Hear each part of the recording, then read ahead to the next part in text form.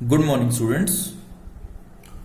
General Principles and Processes of Isolation of Elements, Chapter 6 के second lecture में आज हम बात करने वाले हैं extraction of crude metals from concentrated ores. जैसे कि हमने प्रीवियस लेक्चर में बात की थी कि हम बात कर रहे हैं conversion of ore to metal oxide. Okay, means जो कंसंट्रेटेड ओर होगा उसको हम पहले मेटल ऑक्साइड में कन्वर्ट करेंगे और उसी मेटल ऑक्साइड का फिर हम क्या करेंगे, रिडक्शन करेंगे, जिससे हमें फ्री मेटल मिलेगा। ओके, तो फर्स्ट जो बात कर रहा हूं वो मैं कन्वर्ट कर रहा हूं क्या, ओर टू मेटल ऑक्साइड। ओके, इसके लिए मैं दो प्रोसेस को फॉलो करता हूं। फर्स्ट प्रोसेस मेरे पास है कैल्सिनेशन, ओके, और सेकंड प्रोसेस जो मेरे पास है वो मेरे पास है रोस्टिंग। ओके, तो जो आपके पास कैल्सिनेशन होता है, कैल्सिनेशन में क्या होता है कि मैं जो मेरे को कंसंट्रेटेड ओर मिला है, ओके, उसको मैं क्या करता हूं, उसको मैं या तो एब्सेंस या फिर लिमिटेड सप्लाई ऑफ एयर में क्या करता हूं, उसको हीट करता हूं। Okay, calcination is the process of converting an ore into its oxide by heating it strongly below its melting point, either in the absence of air or in the limited supply of air. Okay, और roasting में क्या करता हूं मैं, roasting में मैं यही सब जो यहां हीटिंग की है मैंने, ठीक है, उसी तरह मेटल ऑक्साइड में कन्वर्ट करूंगा मैं, कोई दिक्कत नहीं है। ओके, लेकिन यहां जो ये प्रोसेस होगा, ये प्रोसेस होगा in excess of air. Okay, यहां एब्सेंस या लिमिटेड सप्लाई और यहां एक्सेस में। ओके, अब इनसे होता क्या क्या है, क्योंकि कैल्सिनेशन कर रहा हूं मैं, रोस्टिंग कर रहा हूं। ओके, तो पहले बात करता हूं कैल्सिनेशन के लिए। ओके, क्या क्या इफेक्ट पड़ता है इसका।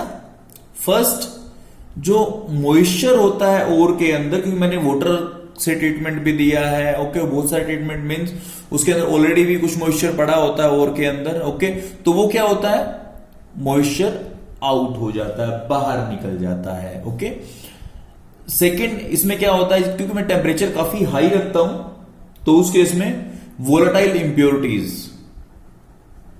जैसे आपके पास सल्फर पड़ा हो, उसके अंदर आर्सेनिक पड़ा हो, फोस्फोरस पड़ा हो। ओके, तो ये सब क्या होते हैं, वोलेटाइल जो आपके पास इंप्योरिटीज हैं या इनके ऑक्साइड्स हैं, सल्फर ऑक्साइड जैसे SO2 हो गया, ओके, या आर्सेनिक ऑक्साइड P2 या फोस्फोरस ऑक्साइड होगा, वो क्या होंगे, वो भी आउट हो जाएंगे, क्योंकि वोलेटाइल है। वोलेटाइल का मतलब इजीली कन्वर्ट हो जाते हैं। ओके, थर्ड क्या है, अगर कोई वाटर ऑफ क्रिस्टलाइजेशन है, अगर कोई वाटर ऑफ क्रिस्टलाइजेशन है, वो भी क्या हो जाता है, आउट। जैसे आपके पास Al2O3 2H2O पड़ा हो, ओके, इसको हीट करूंगा तो क्या होगा, एल्यूमिना प्लस वाटर, वाटर निकल जाएगा वहां से। ओके, उसके बाद डी, अगर कोई मेरे पास मेटल कार्बोनेट है, कार्बोनेट्स का आपको पता है कि कार्बोनेट्स को अगर हीट करते हैं तो क्या होता है, डिकम्पोज हो जाते हैं। फॉर एग्जांपल कैल्शियम कार्बोनेट ले लेता हूं मैं।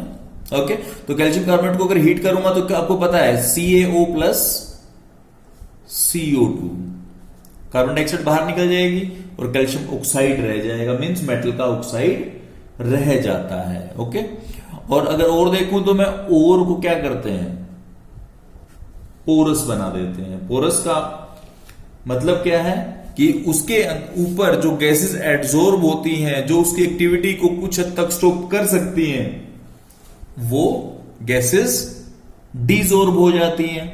ओके, और डिसॉर्ब हो जाएगा तो क्या होगा, जो आपके पास सबसिक्वेंट इसके बाद जो स्टेजेस आएंगी कैल्सिनेशन के बाद, उसके लिए हम इजिली वर्क कर पाएंगे उस कोर के ऊपर। ओके, तो ये था किस चीज के लिए था, कैल्सिनेशन से क्या हमें बेनिफिट होता है। ओके, अब मैं बात करता हूं रोस्टिंग के लिए। सेम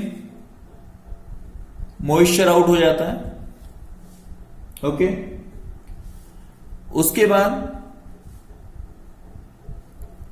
जो आपके सल्फर के या फोस्फोरस के, आर्सेनिक के ऑक्साइड्स, ये भी उसी तरह से आउट हो जाते हैं।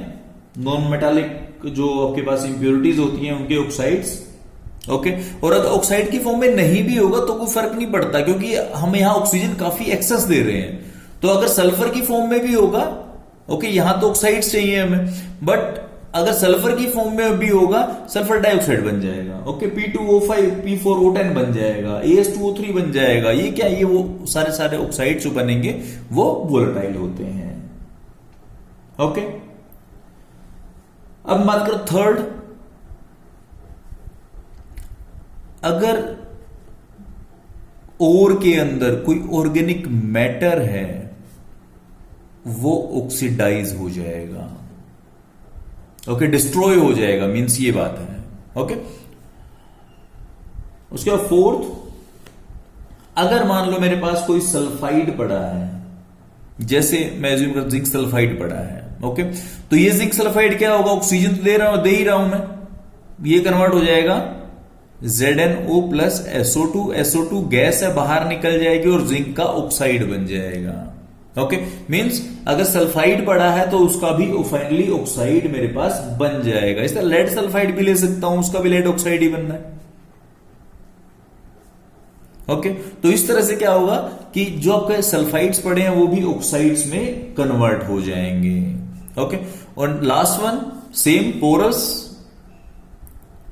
ये भी कर देता है। ओके, और अब बात आती है कि इतना हाई टेम्परेचर की बात तो हम कर रहे हैं, बट इस प्रोसेस को करें कहां हम। ओके, उसके लिए जो यूज करते हैं दोनों केसेस में हम यूज करते हैं रिवर्बरेटरी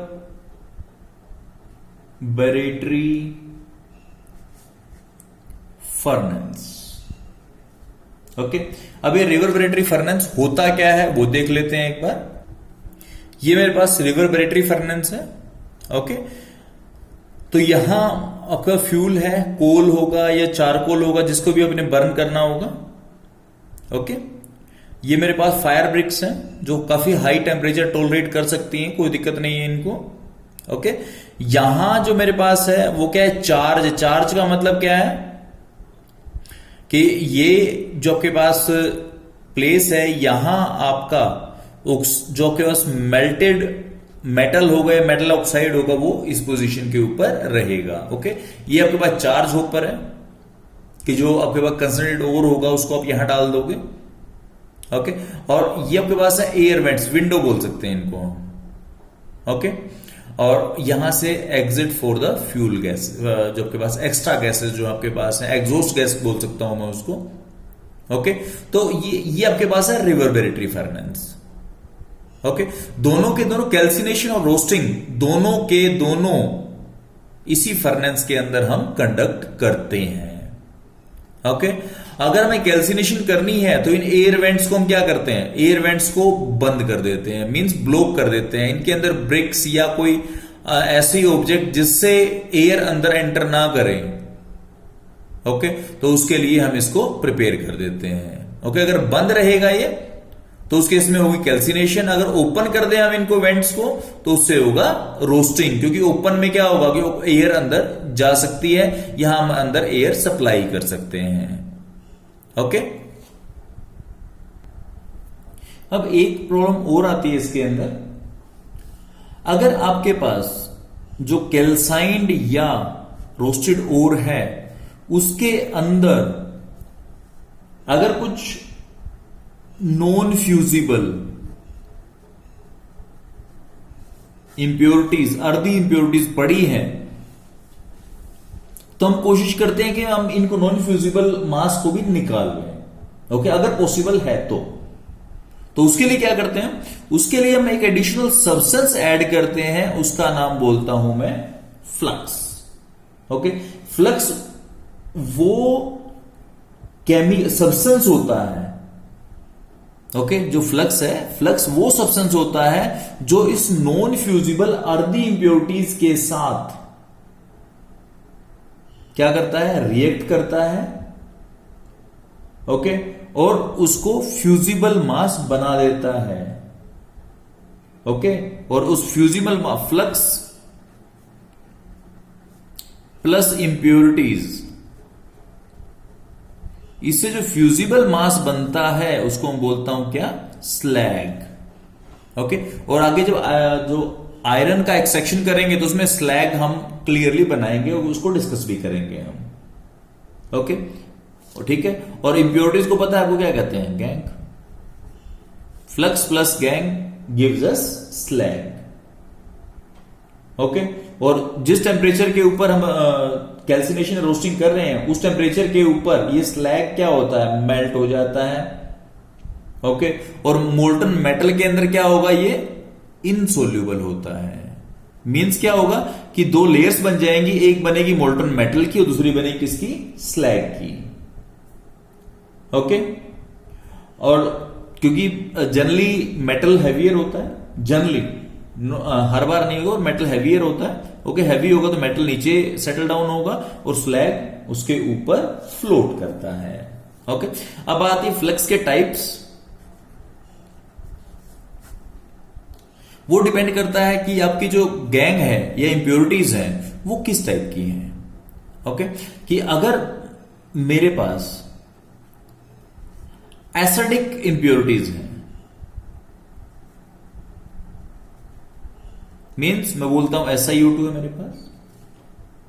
ओके, तो उसके लिए क्या करता हूं मैं फ्लक्स जो यूज करता हूं वो होगा मेरा बेसिक फ्लक्स, नेचर में उसका बेसिक होगा। ओके, तो बेसिक फ्लक्स क्या होगा मेरे पास, CaCO3 यूज कर सकता हूं मैं, MgCO3 यूज कर सकता हूं मैं, कोई दिक्कत नहीं है। ओके, तो यहां से बनता है मेरे पास CaSiO3 plus CO2 gas.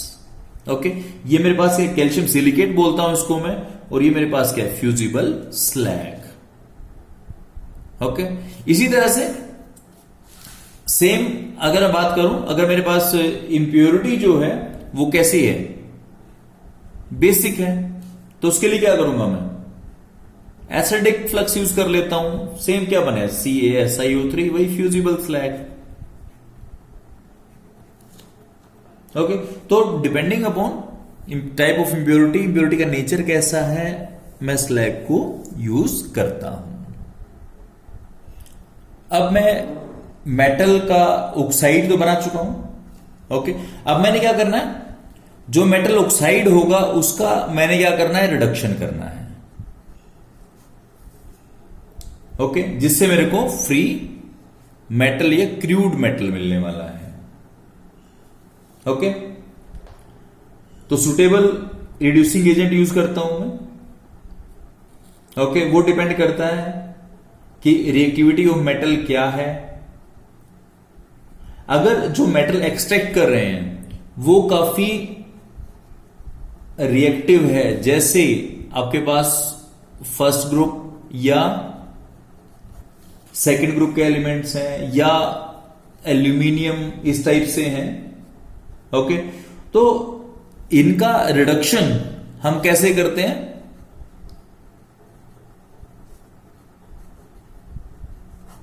Electrolytic method से।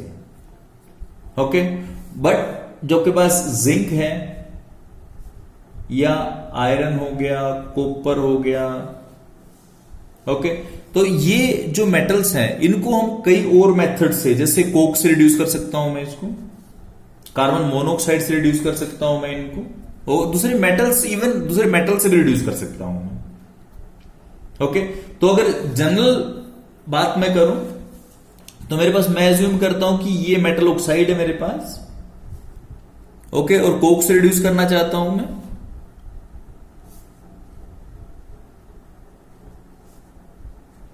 तो यहां मेरे को ये मेटल मिलता है और साथ में क्या मिलेगा मेरे को, कार्बन मोनोऑक्साइड मिल जाती है। ओके, और यहां करता क्या हूं मैं, कोक के साथ में हीट कर देता हूं उसको। ओके, हीटिंग इफेक्ट है इसके अंदर कि मेटल ऑक्साइड से मेटल को निकालने के लिए मैं सुटेबल रिड्यूसिंग एजेंट यूज कर रहा हूं और प्लस साथ में हीट कर रहा हूं। इसको मैं बोलता हूं pyrometallurgy. Means pyrometallurgy का मीनिंग क्या है, पायरो का मतलब होता है हीट। अगर हीट की हेल्प से कोई मेटलर्जी कर रहा हूं, मेटल की एक्सट्रैक्शन कर रहा हूं मैं, उसको मैं क्या बोलता हूं, पायरो मेटलर्जी। ओके, और ये चीज अगर पायरोमेटलर्जी की बात मैं करता हूं तो ये ऑब्जर्व किया जाता है कि कुछ मेटल्स ऐसे होते हैं जो इजीली रिड्यूस हो जाते हैं लो टेम्परेचर के ऊपर। ओके, कुछ लो टेम्परेचर पे रिड्यूस होते हैं और कुछ के लिए मुझे हाई टेम्परेचर अप्लाई करना पड़ता है। वो डिपेंड करता है कि मेटल ऑक्साइड क्या है और सेकेंड थिंग क्या है, मैं आपके पास जो रिड्यूसिंग एजेंट यूज कर रहे हो आप, वो उसका नेचर क्या है। ओके, तो इस रिड्यूसिंग एजेंट की सर्च के लिए, ओके, डिसाइड करने के लिए कि मैं किस रिड्यूसिंग एजेंट को कब यूज करूं, उसके लिए मेरे पास है एलिंगम डायग्राम्स।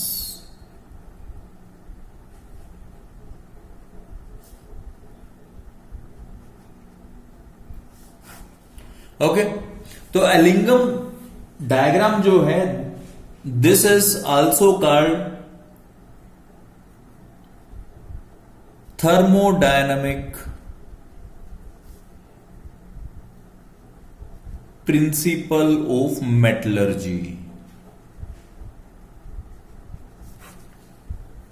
ओके, इससे पहले कुछ एलिंगम डायग्राम से पहले मैं कुछ बात कर लेता हूं किसके बारे में, गिब्स फ्री एनर्जी के बारे में। ओके, मैंने ये इससे जो अपना थर्मोडायनेमिक्स +1 में मैंने ये बात delta G equal to delta H minus T delta S, ये चीज मैंने पढ़ी है। ओके, जहां डेल्टा G क्या है, Gibbs free energy change, delta H क्या है, एंथैल्पी चेंज, डेल्टा S क्या है, entropy change, T is the absolute temperature होता है मेरे पास। ओके, और जो फ्री एनर्जी चेंज है डेल्टा G, अगर इसकी बात करता हूं मैं, डेल्टा G का एक रिलेशन और हो, delta G not equal to minus R T natural log K, ये रिलेशन ही पढ़ा है हमने। ओके, और दूसरी बात हमने एक चीज पढ़ी है कि डेल्टा G अगर नेगेटिव है तो प्रोसेस स्पॉन्टेनियस होता है, ये चीज भी हमने पढ़ा है। मीन्स अगर किसी प्रोसेस को करना है आपने तो डेल्टा G का नेगेटिव होना जरूरी है। ओके, और इसके साथ ही हम अगर इस फर्स्ट जो आपके पास इक्वेशन है उसकी अगर बात मैं करता हूं तो डेल्टा G तो पता है मेरे को नेगेटिव होना चाहिए, और डेल्टा G अगर नेगेटिव चाहिए मेरे को तो delta H should be negative. तो डेल्टा H नेगेटिव होगा तो नेगेटिव ये होगा, नेगेटिव टर्म ये होगी। ओके, और नेगेटिव नेगेटिव का मतलब क्या, ऊर्जा तो नेगेटिव, दोनों का एडिशन भी नेगेटिव होगा। ओके, और इस टी डेल्टा एस टर्म को मेरे को नेगेटिव रखने के लिए डेल्टा एस का पॉजिटिव होना जरूरी है। ओके, क्योंकि डेल्टा एस नेगेटिव होगा तो नेगेटिव और नेगेटिव प्लस हो जाएगा, तो प्लस हो जाएगा तो क्या करेगा, डेल्टा जी को कम नेगेटिव कर देगा वो। ओके, या मैं ये बोल दूं कि अगर दोनों नेगेटिव है तो कोई प्रॉब्लम ही नहीं, ये भी नेगेटिव और ये पॉजिटिव, कोई दिक्कत नहीं है मेरे को। ओके, या अगर ये पॉजिटिव है, ओके, अगर ये पॉजिटिव है तो टी डेल्टा एस का magnitude should be greater than delta H. If delta H equal to positive, then okay, means overall delta G मेरे पास नेगेटिव होना चाहिए। ओके, और दूसरी बात, कुछ केसेस में क्या है कि जो एक्सेप्शनल केसेस की बात करता हूं, कई जगह डेल्टा G जो है मेरे पास एक प्रोसेस का पॉजिटिव आ जाता है। ओके, लेकिन अगर डेल्टा जी पॉजिटिव आता है तो उस रिएक्शन, स्पेसिफिक रिएक्शन की बात कर रहा हूं किसी की मैं, ओके, अगर उसके डेल्टा जी पॉजिटिव आता है तो उसे ऐसी रिएक्शंस के साथ कपल कर दिया जाता है जिसका डेल्टा जी बहुत ही ज्यादा नेगेटिव है, ओके, एक्सेसिवली नेगेटिव है।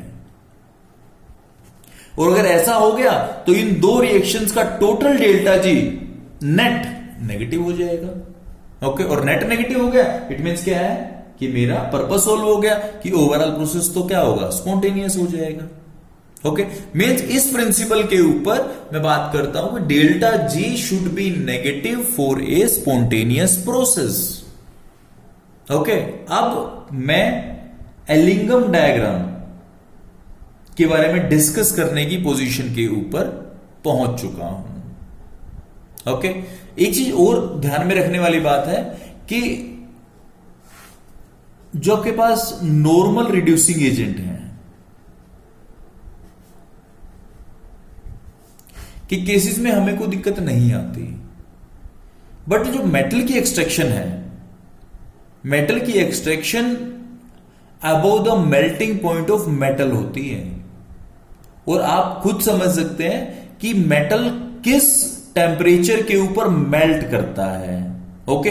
तो एटलीस्ट जो टेम्परेचर होगा 600 टू 3000 के बीच में कहीं ना कहीं टेम्परेचर मिलेगा आपको, जिसके ऊपर आपको इस रिड्यूसिंग एजेंट को यूज करना है, ओके। और अलग अलग टेम्परेचर के ऊपर, इतने हाई टेम्परेचर के ऊपर ये रिड्यूसिंग एजेंट जो होते हैं वो डिफरेंटली बिहेव करते हैं, क्योंकि टेम्परेचर वेरिएशन के साथ इनका नेचर या बिहेवियर चेंज होता है, ओके। तो इसलिए हमें जो है यहां एलिंगम डायग्राम से डिस्कस करने की इसको जरूरत है, ओके। ये आपके पास है एलिंगम डायग्राम, जिसमें मैं क्या कर रहा हूं कि एक ग्राफ प्लॉट किया हुआ मैंने डिफरेंट ऑक्सीडेशंस के लिए, ओके। तो ऑक्सीडेशंस के लिए मींस जब भी मैं किसी मेटल के ऑक्साइड का रिडक्शन करता हूं, ओके, एक चीज ये माइंड में सेट करने वाली बात है कि जब भी मैं किसी मेटल ऑक्साइड का रिडक्शन करता हूं तो उसके लिए मैं यूज करता हूं रिड्यूसिंग एजेंट, ओके। और रिड्यूसिंग एजेंट जो होता है उसका ऑक्सीडेशन होता है, ओके, मेटल ऑक्साइड का रिडक्शन और रिड्यूसिंग एजेंट का ऑक्सीडेशन, ओके। और दूसरी बात, जब मेटल ऑक्साइड का रिडक्शन हुआ तो मैंने रिड्यूसिंग एजेंट का ऑक्सीडेशन कहा, ठीक है। और उस ऑक्सीडेशन का कोई ना कोई डेल्टा जी होता है, ओके। और जिस रिड्यूसिंग एजेंट के ऑक्सीडेशन का डेल्टा जी जितना ज्यादा नेगेटिव होगा, रिपीट कर रहा हूं, रिड्यूसिंग एजेंट के ऑक्सीडेशन का डेल्टा जी जितना ज्यादा नेगेटिव होगा वो उतना एफिशिएंटली मेटल ऑक्साइड को रिड्यूस करेगा, ओके। तो यहां मेरे पास क्या है, डेल्टा जी की वैल्यूज हैं और इधर टेम्परेचर है, ओके। तो मैं किसी भी एक रिड्यूसिंग एजेंट को पिक कर लेता हूं जिसका खुद का ऑक्सीडेशन हो रहा है, ओके। तो अब यहां से मैं बात करता हूं, देखिए कि यहां मेरे पास कैल्शियम चल रहा है, कैल्शियम ऑक्सीडेशन हो रहा है, ओके। तो ये किसी न किसी के लिए रिड्यूसिंग एजेंट काम कर सकता है, मैग्नीशियम है, एल्यूमिनियम है, ओके। तो मैं पिक करता हूं किसको, मैग्नीशियम और एल्यूमिनियम को पिक कर लेता हूं कि अगर मेरे को किसी मेटल का ऑक्साइड का रिडक्शन करना है तो दोनों में से बेस्ट कौन सा होगा, किस टेम्परेचर पे कौन सा बेस्ट होगा, ओके। तो ये 0 डिग्री से 273 केल्विन है, ओके। 273 केल्विन के ऊपर मैग्नीशियम का ऑक्सीडेशन इजी है एज कंपेयर टू एल्यूमिनियम, क्योंकि मैग्नीशियम का डेल्टा जी का कर्व नीचे है, ज्यादा नेगेटिव है, ओके, और एल्यूमिनियम का कम नेगेटिव है, ओके। तो अगर मेरे को एल्यूमिनियम मैग्नीशियम में से चूज करना पड़े, ओके, एट 0 डिग्री सेल्सियस, तो मेरे को बेस्ट कौन सा है? Magnesium is better, okay. और मैग्नीशियम से बेटर कैल्शियम है, ये चीज भी ध्यान रखने वाली बात है, ओके, क्योंकि कैल्शियम उससे भी नीचे लाई कर रहा है, ओके।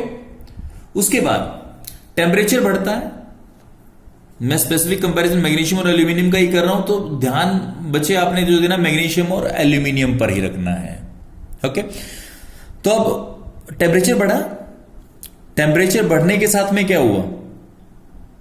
टेम्परेचर बढ़ता चला गया, बढ़ता चला गया, ओके, और बढ़ता चला गया, और बढ़ा रहा हूं मैं टेम्परेचर, ओके। और ए पॉइंट के ऊपर, ए पॉइंट जो मेरा यहां दिख रहा है आपको, ए पॉइंट के ऊपर मैग्नीशियम के ऑक्सीडेशन का डेल्टा जी वैल्यू, ओके, वो क्या हो गया? वो आपके पास एल्यूमिनियम को क्रॉस कर गया, मींस एल्यूमिनियम से ऊपर चला गया, ओके।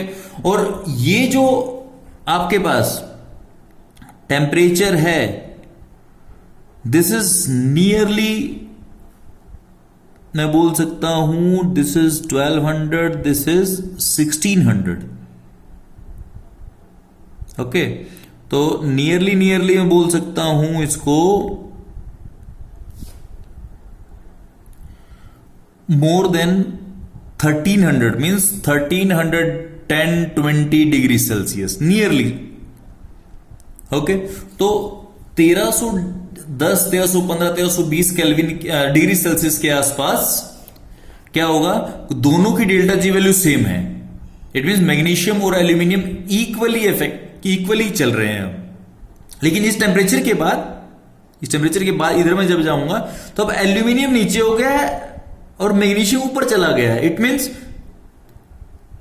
1315 या 20 के बाद मैं अब aluminium is better reducing agent as compare to magnesium, okay. तो इस तरह से मैं क्या करता हूं, रिड्यूसिंग एजेंट, डिफरेंट टेम्परेचर्स के ऊपर रिड्यूसिंग एजेंट को डिसाइड करता हूं मैं, ओके। एक एग्जांपल और ले लेते हैं ऐसा ही। अब मैं देख रहा हूं Hg और Ag के बीच में से, ये मेरे पास 0 डेल्टा जी की लाइन है, तो इससे कंफ्यूज नहीं होना हमने। ये मेरे पास है Ag के लिए लाइन, Ag ऑक्सीडेशन के लिए, और ये मेरे पास है Hg के ऑक्सीडेशन के लिए लाइन, ओके। तो अब क्या होगा, अब इधर टेम्परेचर बढ़ रहा है मेरा, इधर से इधर टेम्परेचर इंक्रीज हो रहा है, ओके। तो अब सबसे पहले Hg का ऑक्सीडेशन इजी है, क्योंकि डेल्टा जी की वैल्यू -100 से ज्यादा, 100 से भी कम है, 100-200 के बीच में है, तो नियरली -125 के आसपास बोल सकता हूं मैं, स्टार्ट 0 डिग्री सेल्सियस के ऊपर 273 केल्विन के ऊपर। और Ag की वैल्यू क्या है? नियरली 33 के आसपास है, ओके। तो यहां क्या है, स्टार्टिंग के अंदर मेरे पास Hg is better reducing agent, okay. उसके बाद धीरे धीरे टेम्परेचर बढ़ाऊंगा, टेम्परेचर बढ़ाने के साथ क्या होगा, कर्व जाएगा इस तरह से, और इधर जो आपके पास है वो कर्व जाएगा स्ट्रेट लाइन ऐसे। तो इस टेम्परेचर के ऊपर नियरली 9, मैं बोल सकता हूं 983 केल्विन के ऊपर मेरे पास क्या होगा कि Hg की लाइन क्रॉस कर जाएगी Ag के कर्व को, ओके। तो इस टेम्परेचर से नीचे इधर की तरफ Hg is good reducing agent, और इससे आगे अगर बात करता हूं तो Ag is a good reducing agent, okay. तो टेम्परेचर, डिपेंडिंग अपॉन टेम्परेचर मैं डिसाइड करता हूं कि कौन सा रिड्यूसिंग एजेंट एफिशिएंटली काम करेगा, ओके, जिसका डेल्टा जी ज्यादा नेगेटिव होगा। तो इस तरह एलिंगम डायग्राम से मैं डिसाइड करता हूं कि कौन सा बेटर रिड्यूसिंग एजेंट है और मेरे को किस टेम्परेचर के ऊपर मेरे को बेस्ट रिजल्ट दे सकता है। अब यहां से रिड्यूसिंग एजेंट डिसाइड हो जाते हैं एलिंगम डायग्राम से। तो ओके, तो एलिंगम डायग्राम की कुछ लिमिटेशंस भी हैं। ये ऐसा नहीं है कि हर जगह मैं अप्लाई कर लूंगा इसको। ओके, तो फर्स्ट लिमिटेशन क्या है कि क्योंकि डिपेंड करता है किसके ऊपर, थर्मोडायनेमिक कंसेप्ट के ऊपर। ओके, मींस क्या होगा कि हमें यह जरूर बताएगा कि मेटल ऑक्साइड को किस टेम्परेचर के ऊपर कौन सा रिड्यूसिंग एजेंट बेटर सूट करेगा। ओके, और पॉसिबल है या नहीं है वो भी बता देगा हमें ये। ओके, बट हमें काइनेटिक्स ऑफ रिएक्शन के बारे में कुछ भी ये नहीं बताता कि रिडक्शन प्रोसेस कितना फास्ट जाएगा। ओके, सेकंड जो मेरे पास है वो डिपेंड करता है कि डेल्टा जी के कंसेप्ट के ऊपर डिपेंड करता है। ओके, तो जो रिएक्टेंट और प्रोडक्ट का इक्विलिब्रियम है उसके बारे में ये बहुत कुछ डिस्कस नहीं करता। ओके, तो ये आपके पास है लिमिटेशंस ऑफ एलिंगम डायग्राम। ठीक है, अब हम थर्मोडायनेमिक प्रिंसिपल्स और एलिंगम डायग्राम के साथ में अब हम चलेंगे किस चीज के लिए कि रिडक्शन कैसे होता है। ओके, और अगर मैं कार्बन के साथ मीन्स या तो चारकोल हो या कार्बन मोनोऑक्साइड हो उससे मेटल का रिडक्शन करता हूं तो मैं उसको बोलता हूं स्मेल्टिंग। ओके, और हमें पता है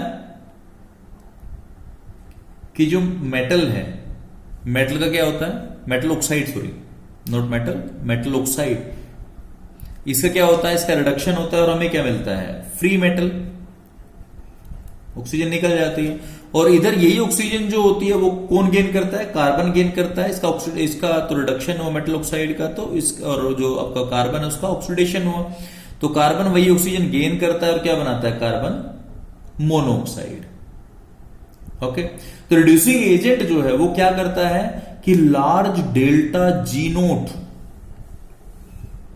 ओके, कि आपके पास डेल्टा जी नोट की वैल्यू को बहुत ज्यादा नेगेटिव कर देता है।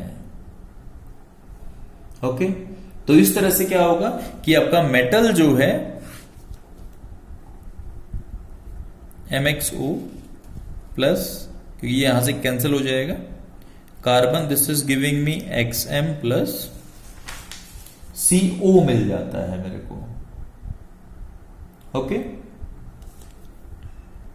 और अगर इस कैलकुलेशन में अगर मैं नहीं जाता, पॉजिटिव नेगेटिव कैलकुलेशन में नहीं जाता, तो मैं सिंपली एलिंगम डायग्राम है वहां से भी ये डिसाइड कर सकता हूं कि कौन सा मेटल ऑक्साइड किससे रिड्यूस होगा या किस मेटल का ऑक्साइड किस मेटल से रिड्यूस हो जाएगा, वो एलिंगम डायग्राम से भी मैं चेक कर सकता हूं। ओके, और वो कैसे चेक करता हूं वो चेक देख लेते हैं एक बार। यहां से मैं चेक कर लेता हूं क्योंकि नियरली सब काफी मेटल्स कवर हो रहे हैं इसके अंदर। ओके, तो मैं ये बात कर सकता हूं कि जो मेटल एलिंगम डायग्राम में लोअर लेवल पे लाई करता है एट पर्टिकुलर टेम्परेचर, ओके, वो अपने से ऊपर वाले मेटल को या उसके ऑक्साइड को रिड्यूस कर सकता है। ओके, मींस अगर मैं पर्टिकुलरली इस टेम्परेचर के ऊपर बात करता हूं तो कैल्शियम जो है मैग्नीशियम को रिड्यूस कर सकता है, कैल्शियम एल्यूमिनियम को रिड्यूस कर सकता है। ओके, मैग्नीशियम एल्यूमिनियम को रिड्यूस कर सकता है। इसी तरह से एल्यूमिनियम सिलिकॉन को रिड्यूस कर सकता है। इस टेम्परेचर की बात कर रहा हूं मैं स्पेसिफिकली। ओके, और सिलिकॉन जो है वो किसको रिड्यूस कर सकता है, जिंक को रिड्यूस कर सकता है। ओके, मींस जो मेटल नीचे होगा वो अच्छा रिड्यूसिंग एजेंट काम करेगा और ऊपर जो मेटल लाई करेगा वो आसानी से रिड्यूस हो सकता है अपने से नीचे वाले मेटल से। ओके, इसी तरह से अगर Hg और कॉपर की बात मैं करता हूं तो copper can be a good reducing agent for reduction of metal oxide of mercury as well as silver. Okay, तो अगर कैलकुलेशन में नहीं पढ़ना तो भी कोई दिक्कत नहीं है, एलिंगम डायग्राम से आप इजीली ये चीज डिसाइड कर सकते हो कि किस मेटल ऑक्साइड का रिडक्शन उस पर्टिकुलर टेम्परेचर के ऊपर किस दूसरे मेटल से या दूसरे एलिमेंट से हो सकता है।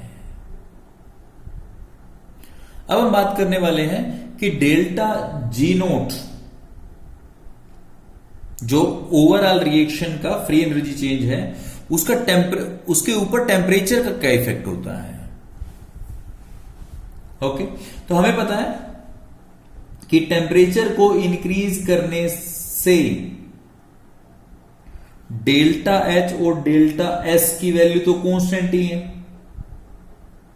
ओके, तो उस क्या होगा, टेम्परेचर इंक्रीज करूंगा तो ये नेगेटिव डेल्टा जो एक नेगेटिव टर्म है उसकी वैल्यू इंक्रीज कर जाएगी, और इंक्रीज करेगी इट मींस ये नेगेटिव वैल्यू इंक्रीज करेगी, और नेगेटिव वैल्यू इंक्रीज करने का मतलब क्या है, डेल्टा जी की वैल्यू और ज्यादा नेगेटिव होगी। ओके, और अगर ज्यादा नेगेटिव होगी तो प्रोसेस स्पीड अप हो जाएगा, फास्ट हो जाएगा। ओके,